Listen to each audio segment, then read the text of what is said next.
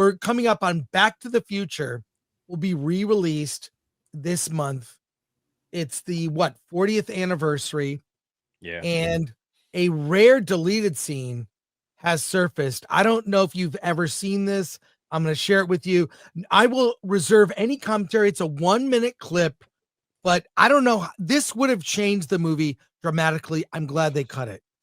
I don't know what it is, but for some reason, when I kiss you, it's like I'm kissing my brother. Believe me, it makes perfect sense. It just feels wrong. And yet, so right. What do you mean you had sex with your own mother? She was throwing herself at me, Doc. Jesus Christ, Marty! She's a lot younger. It's not what it sounds like. I don't even understand how you're still here. Surely you must have undone something. Unless... Yes, we can still fix this. We just have to send you back to stop this from ever happening. Wait, Marty, you can't go through with this. There's two of you? You had a three-way? Yeah. With your mother? And yourself? Oh. What? You know what? I think this was probably like, what was this, like an actual Braun production? Backshot? No. What No. was this? It was just a sketch, whatever. I look, I just want to point out that Back to the Future will be in the top 10 at the box office. She blinded me with science. Thanks, Back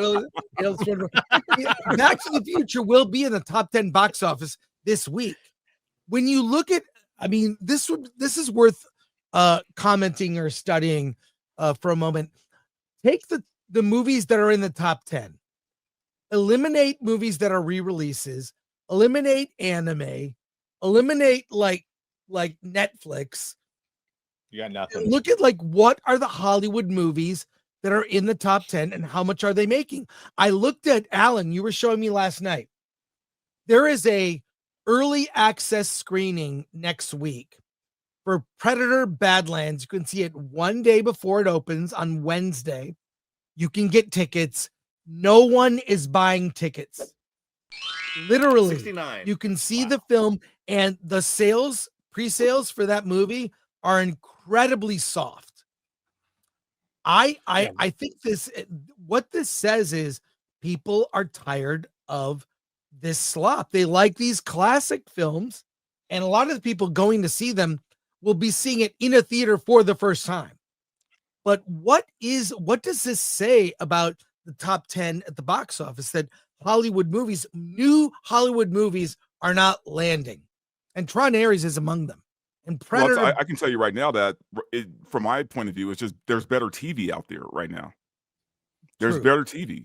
So why would I go to a theater, pay a ridiculous amount of money for popcorn and a very over syrupy soda when I could just stay home, drink a beer, and watch better TV, right? Yep. So I think the theaters are in trouble, man. I mean, look, I don't care who buys who. I don't care if Paramount buys Warner Brothers. None of that's just going to mean anything for box office. I think people are just burned out on movies, man. And with the cost of going to a movie and people struggling financially and just there being shit at the theater and nothing to watch, that's good. I think theaters, this might be like the last run for movie theaters. Well, look at this from Hollywood in Toto. Stop the pop culture recycling now. Reboots, remakes, and sequels are part of the industry's unhealthy addiction. And basically, the article goes on to talk about how Gen Z doesn't have their own stuff. Why do you think Minecraft did so well? At least it wasn't it was, of course, it's a game franchise made into a movie for Gen Z. For Gen Z. But I've been saying this for the last 2 or 3 years, is that basically Hollywood is doing like hand-me-downs, right? It's Yes. like you're wearing your brother's old clothes. It's like, where's my clothes for me? I want something that belongs to me directly. Gen Z is what I'm referring to, because we've given them Marvel, we've given them Star Wars, but that's stuff from 30, 40 years ago. Yeah. They don't have something that belongs specifically to their generation, which is why they're flocking to anime the way they are. Anime is new, it's fresh. They don't repeat and recycle and reboot and remake. They're just, hey, here's something brand new. It's, we just came out like Demon Slayer, the anime, or excuse me, the manga came out in like 2016 or 2017, I want to say. So that's, less than 10 years, the anime or the manga, all right, the books. Yeah. And then the anime starts up in 2020 during the pandemic. And so a lot of people got hooked into Demon Slayer during the pandemic timeframe. And now the movie is one of the biggest anime movies of all time. It's because it belongs to Gen Z. And it's the same thing. If you keep recycling, reboots, remakes, they're just going to move on to something else because they want something that belongs to their generation. Yeah. By the way, not that we didn't do remakes, because my friend who has not seen enough movies, so we forced him to watch shit he should have seen. He watched Gone in 60 Seconds and The Italian Job, but he watched the original versions. Then he watched the remakes of it. And for a while, there was a time where we were making shit just because we could do it better. And oftentimes some of those remakes are better than the original. And now it is simply because they have no idea what to do. Yep. Yeah, there are notes for this. Oh, sorry, Alan, go ahead. No, I'm just saying it's funny that I think people going to theaters is for event films, and Back to the Future, the original, is an event film because, as you say, the majority of us had never seen it in the movie theater. I saw it in the movie theater, but the majority of people haven't. I have not. Yeah, that'll be good time to go. Yeah. And all of these 40th anniversaries this year, they're all from the 80s, right? Like, and this one, Last Dragon, had its 40th anniversary, out in the theaters. All of these 40th anniversaries are blowing up because it was from the 80s. It was great. It was awesome. I mean, we got some really, really good movies back then. And they're just not doing it like that any longer, unfortunately, for these newer generations. So yeah, that's why we're flocking to see stuff in the theaters, because we're going back on nostalgia. But it seems like that's what Hollywood is anyway. It's just nostalgia bait, Well, we have notes for this story, Badger, if you would get into it. But it's very sad, and explains the rise of anime and the death of kind of this modern Hollywood movie that keeps being pushed. Yeah. Stop the pop culture recycling now.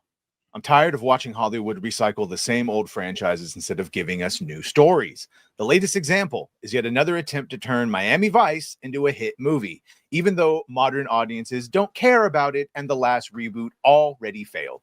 When I hear the studios are rebooting Miami Vice again with Michael B. Jordan and Austin Butler, no less, I just roll my eyes. The 2006 version didn't land, and the original show's cultural moment is long gone. Yet Hollywood is convincing that slapping a nostalgia label on something will magically make people care. Spoiler, it won't. It's not just Miami Vice. I'm watching Hollywood repeat this pattern over and over. A Rocky origin movie, a Hunger Games prequel, new actors for Superman and Batman, again, a rebooted Harry Potter series, even a Karate Kid musical. It feels like the industry is terrified of creating anything new instead of building the next iconic hero. They keep reanimating the ones our parents and grandparents grew up with. Gen Z deserves their own characters and their own myth-making, not hand-me-down heroes. Meanwhile, teens are drifting towards video games, TikTok, YouTube, and other platforms because that's where they find original voices and fresh storytelling.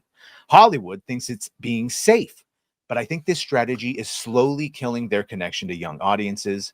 To me, this all comes from fear. Original films that flop scare studios, so they cling to old IP and nostalgia instead. Then, when these reboots fail, they blame streaming or the pandemic instead of admitting the truth. Hollywood refuses to take risks on new stories. I'm exhausted by this endless recycling. I don't want the 10th version of a character from 1984. I want something bold, something surprising, something that speaks to today.